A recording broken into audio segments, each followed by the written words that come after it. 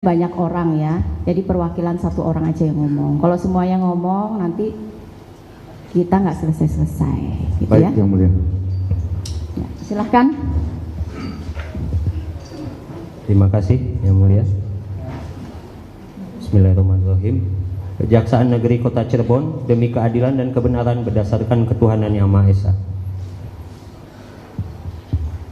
Tanggapan memori peninjauan kembali atas nama Saka Tatal bin Bagja. Kami langsung pada alasan bahwa alasan pengajuan kembali yang diajukan penasihat hukum pemohon peninjauan kembali tersebut di atas akan kami tanggapi sebagai berikut. Bahwa menurut M. Yahya Harahap dalam bukunya Pembahasan Permasalahan dan Penerapan KUHAP, Pemeriksaan Sidang Pengadilan Banding dan Kasasi dan Peninjauan Kembali menyatakan keadaan baru yang mempunyai sifat dan kausalitas menimbulkan dugaan kuat. 1. Jika seandainya keadaan baru itu diketahui atau ditemukan atau dikemukakan dalam waktu sidang berlangsung, dapat menjadi faktor dan alasan untuk menjatuhkan putusan bebas atau putusan kepada dari segala tuntutan hukum. Atau 2, keadaan baru jika ditemukan dan diketahui pada waktu sidang berlangsung dapat menjadikan alasan dan faktor untuk menjatuhkan putusan yang menyatakan tuntutan penuntut umum tidak dapat diterima. Atau 3, dapat dijadikan alasan atau faktor untuk menjatuhkan putusan dengan menerapkan ketentuan pidana yang lebih ringan. Selain itu, menurut Osman Simanjuntak dalam bukunya mengemukakan bahwa keadaan baru yang mempunyai sifat yuridis dan novum di sini hanya dimaksudkan suatu fakta yang dapat dibuktikan dengan alat-alat bukti biasa, yaitu keterangan saksi, alat bukti surat dan sebagainya. Sehingga merujuk pada pengertian keadaan baru yang kami uraikan di atas, maka persyaratan bukti baru tersebut harus nyata-nyata menimbulkan keadaan baru yang sebelumnya belum pernah terungkap ataupun diungkap. Bahwa oleh karena uraian tersebut, maka kami menanggapi memori pertama dan tambahan peninjauan kembali dari penasihat hukum antara lain sebagai berikut. Bahwa di dalam memori peninjauan kembali penasihat hukum pemohon, beberapa alasan dikemukakan mulai dari novum 1 sampai dengan novum 10 dianggap dan diajukan sebagai keadaan baru atau bukti baru untuk peninjauan kembali antara lain sebagai berikut. 1. Novum 1, foto almarhum Muhammad Rizky Rudiana yang pada saat di Rumah Sakit Gunung Jati. Gambar tersebut diperoleh pada tanggal 27 Agustus 2016 sekitar pukul 23.15. Novum kedua, Vina di Rumah Sakit Gunung Jati. Gambar tersebut diperoleh pada tanggal 27 Agustus 2016 sekitar pukul 23.30. Novum ketiga, Vina di Rumah Sakit Gunung Jati. Gambar tersebut diperoleh pada tanggal 27 Agustus 2016 sekitar pukul 24. Novum keempat, foto serpihan daging korban yang melekat di baut penopang tiang bahu jalan yang diperoleh pada tanggal 27 Agustus 2016 sekitar pukul 24. Novum kelima, foto motor korban Muhammad Rizky Rudiana yang dimana motor tersebut dipakai untuk membonceng korban Vina.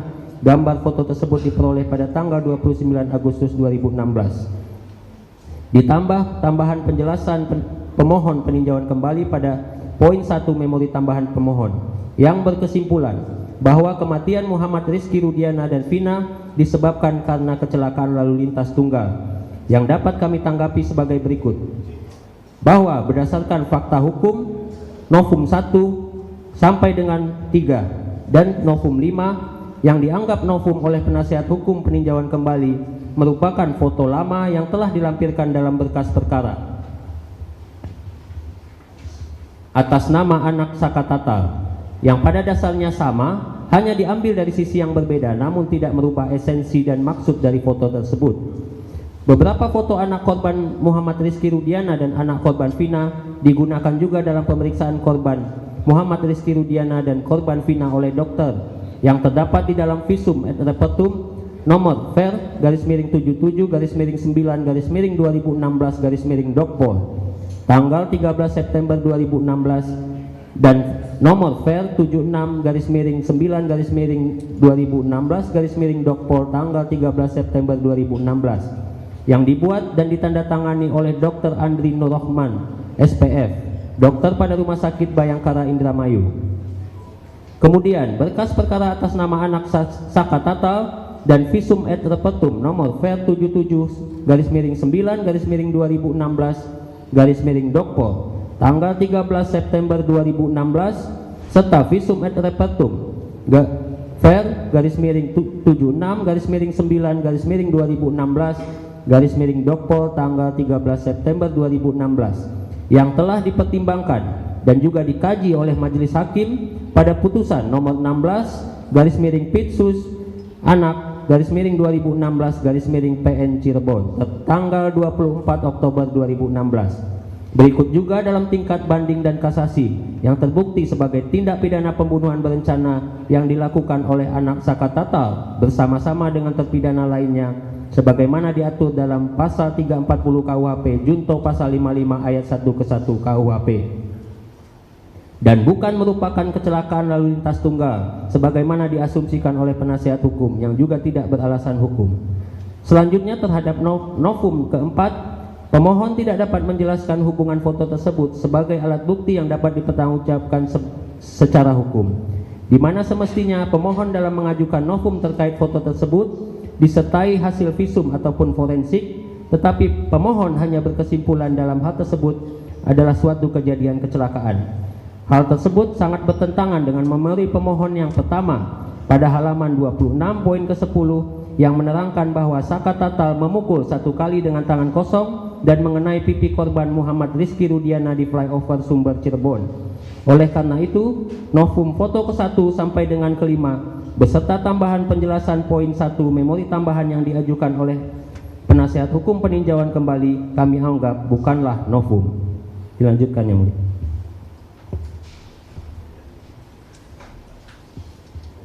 Izin melanjutkan yang mulia, bahwa terhadap novum ke-6 dan tambahan penjelasan novum ke-6 pada memori tambahan pemohon berupa file rekaman keterangan Liga Akbar dan Dede Riswanto berbentuk video bahwa saksi Liga Akbar hanya menjadi saksi pada perkara nomor 4/Pit-B/2016 PN Cirebon. Saudara Liga Akbar tidak menjadi saksi pada perkara nomor 16/Pitsus anak /2016/PN Cirebon. Terdakwa anak Saka Tatal bin Bagja, kesaksian Liga Akbar tersebut diperintahkan oleh Ibtu Rudiana yang faktanya saudara Liga Akbar tidak berada di sekitar area tempat kejadian peristiwa tersebut.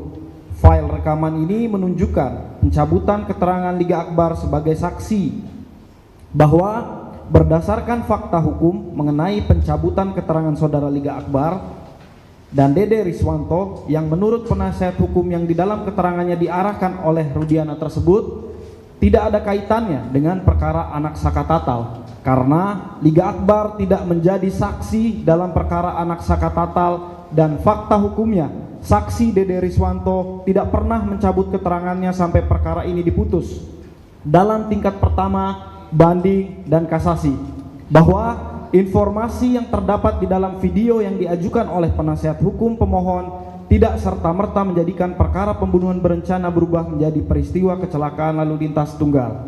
Ketiga, novum ke-7, file rekaman keterangan pidato Kapolri berbentuk flash disk atas file keterangan pidato Kapolri yang diajukan sebagai novum 7 oleh pemohon menurut kami haruslah ditolak karena keterangan tersebut tidak dapat dipertanggungjawabkan secara hukum sebagaimana pemohon tidak memiliki kajian secara saintifik yang dapat menyatakan pelaksanaan penangkapan tersebut tidak menerapkan scientific crime investigation, melainkan pemohon mengambil kesimpulan hanya berdasarkan prasangka yang muncul setelah menonton pidato dimaksud.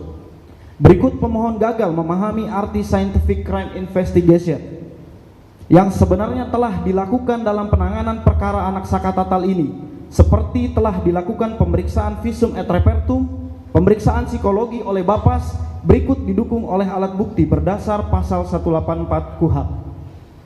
4. Novum ke-8, file keterangan Dedi Mulyadi berbentuk flash disk kami tanggapi sebagai berikut, bahwa atas file rekaman keterangan Dedi Mulyadi kami menganggap hal tersebut tidak relevan ataupun tidak ada hubungannya dengan pembuktian perkara Saka Tatal, dikarenakan rekaman tersebut dibuat sebagai pendapat pribadi saja. bahwa atas file rekaman keterangan yang dianggap penasihat hukum sebagai novum mulai dari novum 6 dan 8 haruslah ditolak karena keterangan para saksi yang disampaikan oleh pemohon tersebut tidak diperlukan oleh penyidik dan jaksa penuntut umum dalam melakukan pembuktiannya sebagaimana majelis hakim telah memutus perkara ini terbukti tanpa adanya saksi dimaksud. 5. Novum ke-9 bahwa pemohon peninjauan kembali dalam hal mengajukan novum hanya didasarkan dari keterangan saudara Selis yang hanya mendapatkan pemberitaan melalui link YouTube. Sementara saudara Selis pemohon peninjauan kembali tidak dapat menjelaskan keterangannya terkait terjadinya tindak pidana. Maka jika hanya menerangkan melihat dari YouTube, maka keterangannya tidak dapat dipertanggungjawabkan secara hukum.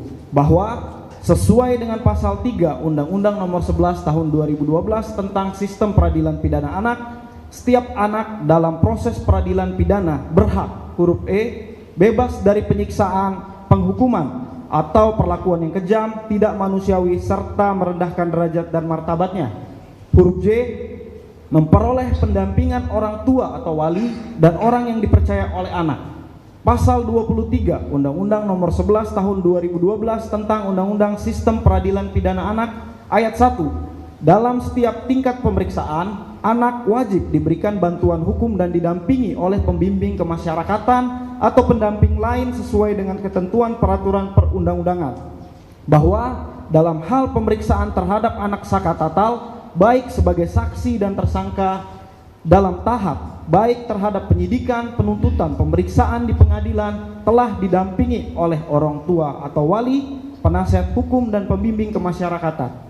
Maka apa yang disimpulkan oleh pemohon peninjauan kembali terkait terpidana Sakatatal pada tahap penyidikan dilakukan penyiksaan tidak beralasan secara hukum. 6. Novum ke-10 bahwa pemohon peninjauan kembali dalam hal mengajukan novum hanya didasarkan dari keterangan saudara Selis yang menerangkan bahwa Polda Jawa Barat menghilangkan 2 orang DPO, sementara saudara Selis tidak dapat menjelaskan keterangannya terkait terjadinya tindak pidana. Maka jika hanya didasarkan keterangan dari saudara Selis, maka keterangannya tidak dapat dipertanggungjawabkan secara hukum. Bahwa sesuai putusan nomor 3/Pit-B/2017-PN Cirebon dan nomor 4/Pit-B/2017-PN Cirebon yang berkekuatan hukum tetap terhadap DPO Andi dan Dani sudah dipertimbangkan dalam amar putusan. Bahwa pendapat pemohon yang menyatakan penghapusan 2 orang daftar pencarian orang dan dibatalkannya penetapan tersangka Peggy Setiawan artinya perbuatan pasal 340 tidak pernah ada. Hal tersebut adalah tidak beralasan hukum dikarenakan penetapan DPO tersebut sudah ada dalam pertimbangan putusan tingkat pertama, banding dan kasasi yang memiliki kekuatan hukum yang mengikat, bukan berdasarkan pernyataan yang disampaikan oleh pihak Polda Jawa Barat. Berdasarkan uraian tersebut di atas, bahwa novum ke-1 sampai dengan novum ke-10 yang diajukan dan dianggap sebagai keadaan baru atau bukti baru atau novum oleh penasihat hukum pemohon peninjauan kembali tersebut bukanlah merupakan keadaan baru atau bukti baru atau novum sesuai dengan pasal 263 KUHP yang dapat dijadikan alasan untuk dapat dilakukannya peninjauan kembali, dan sudah sepatutnya majelis hakim yang memeriksa dan mengadili perkara ini menolak alasan tersebut. Selanjutnya, kami akan menanggapi memori peninjauan kembali dari penasihat hukum pemohon peninjauan kembali mengenai kehilafan hakim atau suatu kekeliruan yang nyata sebagai berikut. 1. Bahwa judek faksi pada tingkat pertama telah menganggap memori banding yang diajukan oleh terdakwa Sakatatal bin Bagja melalui surat kuasa hukumnya telah mendaftarkan memori banding tersebut. Namun Pengadilan Tinggi Bandung telah mengabaikan dengan menganggap Sakatatal bin Bagja tidak pernah mengajukan memori banding, sehingga judek juris pada tingkat kasasi hanya sekedar menilai dan mendasari uraian dakwaan penuntut umum tanpa ada bantahan, yaitu kontra memori banding dari Sakatatal bin Bagja dan memori kasasi yang telah dikemukakan oleh penasihat hukum. Bahwa berdasarkan fakta hukum sesuai pertimbangan Hakim Pengadilan Tinggi Jawa Barat nomor 50/Pitsus-Anak-2016-PT Bandung tanggal 2 November 2016 pada halaman 32, bahwa walaupun penasihat hukum anak telah mengajukan permintaan banding akan tetapi tidak mengajukan memori banding dan kontra memori banding terhadap memori banding penuntut umum sampai perkara ini diputus pada tingkat banding. Maka menurut pendapat kami bahwa pertimbangan hakim pada tingkat pertama sampai dengan tingkat kasasi bukan merupakan kehilafan hakim atau suatu kekeliruan karena telah berkesesuaian dengan amanah pasal 237 Undang-Undang Republik Indonesia nomor 8 tahun 1981 atau KUHP. 2. Bahwa judek juris atau majelis hakim tingkat kasasi sungguh-sungguh keliru dalam menerapkan hukum khususnya terhadap pasal 340 KUHP junto pasal 338 KUHP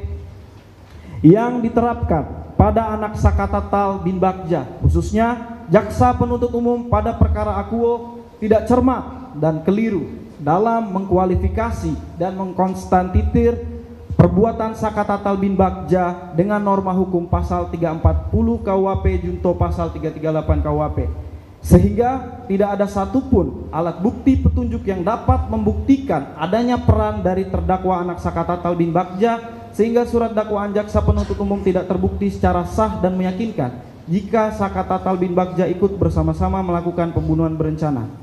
Bahwa tanggapan kami, alasan pemohon tidak berdasar menurut hukum, karena dalam pertimbangan putusan Hakim Pengadilan Negeri Cirebon nomor 16/2016/PN Cirebon junto pasal putusan Pengadilan Tinggi Jawa Barat nomor 50/2016/PT Bandung junto putusan Mahkamah Agung RI nomor 2607K/Pitsus/2016 telah mempertimbangkan dan menguraikan secara lengkap peranan anak Sakatatal bin Bagja, sehingga anak Sakatatal bin Bagja terbukti telah melakukan tindak pidana bersama-sama melakukan pembunuhan berencana. Maka alasan pemohon peninjauan kembali tersebut tidak termasuk kekhilafan hakim atau suatu kekeliruan untuk memutus perkara tersebut. 3.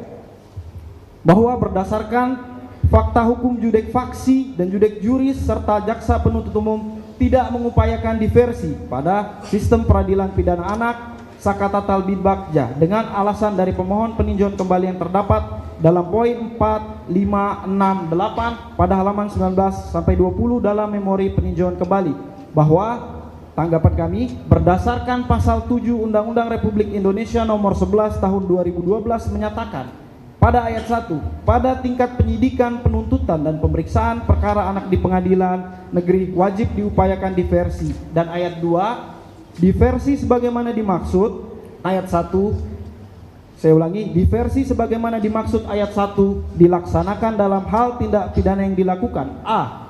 Diancam dengan penjara di bawah 7 tahun dan B.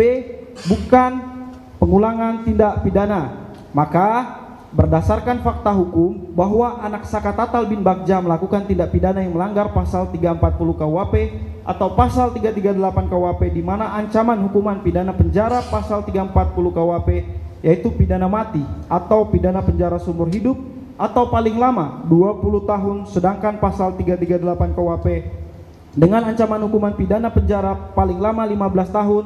Maka menurut pendapat kami, karena perbuatan anak Sakatatal bin Bagja yang melanggar pasal 340 KUHP yang ancaman pidana penjara lebih dari 7 tahun, sehingga dalam perkara anak Sakatatal tersebut tidak diwajibkan untuk diupayakan diversi. Bahwa terhadap keberatan atau alasan pemohon peninjauan kembali pada poin 9 sampai dengan 16 pada halaman 21 sampai halaman 28 dan pada poin 20 sampai 23 pada halaman 31 sampai 32 serta pada kesimpulan dari pemohon peninjauan kembali pada poin 2 pada halaman 33, menurut pendapat kami tidak benar bahwa berdasarkan pertimbangan hakim, perbuatan anak Sakatatal melakukan pemukulan terhadap anak Muhammad Rizky Rudiana merupakan rangkaian perbuatan yang tidak dapat dipisahkan dari perbuatan pelaku-pelaku lainnya dalam rangka melumpuhkan anak Muhammad Rizky Rudiana, sehingga atas persamaan kehendak tersebut tujuan perbuatan pelaku lainnya untuk menghilangkan nyawa anak Muhammad Rizky Rudiana tercapai. Padahal anak Sakatatal juga masih memiliki kesempatan berpikir dengan tenang akibat dari perbuatannya, dan anak Sakatatal juga masih memiliki waktu atau kesempatan untuk membatalkan niatnya tersebut dengan tidak ikut mengejar anak korban Muhammad Rizki dan anak korban Vina ke jembatan flyover di Talun, Kabupaten Cirebon.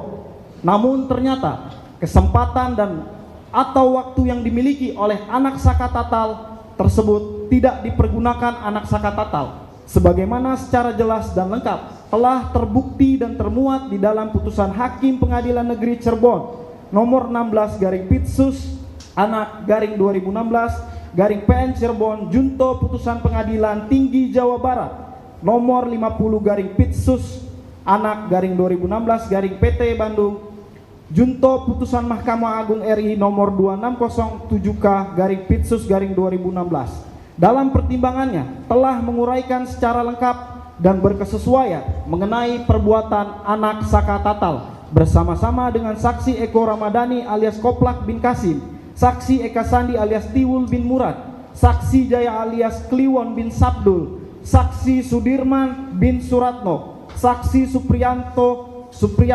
Suprianto maksud kami alias Kasdul, saksi Hadi Saputra alias Bolan, saksi Rivaldi Aditya Wardana alias Ucil alias Andika bin Asep Kusnadi atau terdakwa lainnya dalam perkara terpisah saudara Andi, saudara Dani dan saudara Peggy alias Perong dalam kurung DPO. Berikut motif yang dipermasalahkan pemohon tidak relevan karena bukan merupakan unsur delik di dalam pasal 340 KUHP dimaksud sebagaimana Jen Remeling di dalam buku hukum pidananya menyatakan menempatkan motif pelaku sejauh mungkin di luar perumusan delik sehingga alasan pemohon peninjauan kembali tidak benar dan tidak termasuk kehilafan hakim atau bukan merupakan suatu kekeliruan dalam memutus perkara tersebut. Dilanjutkan rekan saya. Terima kasih. Kami akan lanjutkan. Bahwa berdasarkan kesimpulan pemohon peninjauan kembali pada poin 1 menyatakan bahwa dengan bukti baru atau novum tersebut yang belum pernah diajukan dalam waktu persidangan, hilangnya nyawa korban Muhammad Rizki Rudiana dan Vina karena kecelakaan lalu lintas. Hal ini sangat bertentangan dengan keterangan pemohon yang jelas dalam memori peninjauan kembali mengakui anak Saka Tatal telah melakukan pemukulan terhadap anak Muhammad Rizki Rudiana. Atas hal tersebut, penasihat hukum pemohon peninjauan kembali tidak konsisten dan telah gagal dalam memahami maksud dari pemohon peninjauan kembali ini. Bahwa alasan pemohon peninjauan kembali menyatakan yudek fakti salah dalam cara mengadili perkara anak dikarenakan pemeriksaan terhadap anak Saka Tatal dilakukan oleh 3 hakim adalah tidak benar karena berdasarkan pasal 44 ayat 2 Undang-Undang nomor 11 tahun 2012 tentang sistem peradilan pidana anak menyebutkan Ketua Pengadilan Negeri dapat menetapkan pemeriksaan perkara anak dengan majelis hakim dalam hal tindak pidana yang diancam dengan pidana penjara 7 tahun atau lebih atau sulit pembuktiannya, sehingga Ketua Pengadilan Negeri tersebut sudah sesuai dengan ketentuan peraturan perundang-undangan. 7. Bahwa terhadap poin-poin alasan lain atas pemohon peninjauan kembali oleh pemohon tidak perlu kami tanggapi karena bukan merupakan materi dari peninjauan kembali. Kesimpulan 1. Bahwa peninjauan kembali tidak konsisten dalam pemohonannya, yaitu bahwa pemohon peninjauan kembali menjelaskan bahwa kejadian tersebut merupakan kecelakaan lalu lintas, tetapi dalam dari isi permohonan lain bahwa penjelasan terpidana Saka Tatal melakukan pemukulan terhadap korban Muhammad Rizki Rudiana. 2. Bahwa dalam permohonan peninjauan kembali bukan ruang lingkup materi peninjauan kembali, tetapi termasuk ruang lingkup pra-peradilan dan pledoi atau pembelaan. 3. Bahwa pemohon peninjauan kembali tidak dapat dipertanggungjawabkan secara hukum karena fakta yang disampaikan oleh pemohon hanya bersifat asumsi dan hanya diperoleh dari pemberitaan media. Bahwa seluruh isi memori dari pemohon peninjauan kembali bukanlah merupakan keadaan baru atau bukti baru atau novum, dan alasan-alasan terkait kehilafan atau kekeliruan hakim dalam memutus perkara anak Saka Tatal bin Bagja bukanlah merupakan alasan yang dapat dipertimbangkan maupun diterima, sehingga seyogyanya alasan-alasan dari penasihat hukum peninjauan kembali tersebut haruslah dikesampingkan. karena bukan merupakan alasan untuk dapat dilakukannya peninjauan kembali berdasarkan pasal 263 ayat 2 KUHP.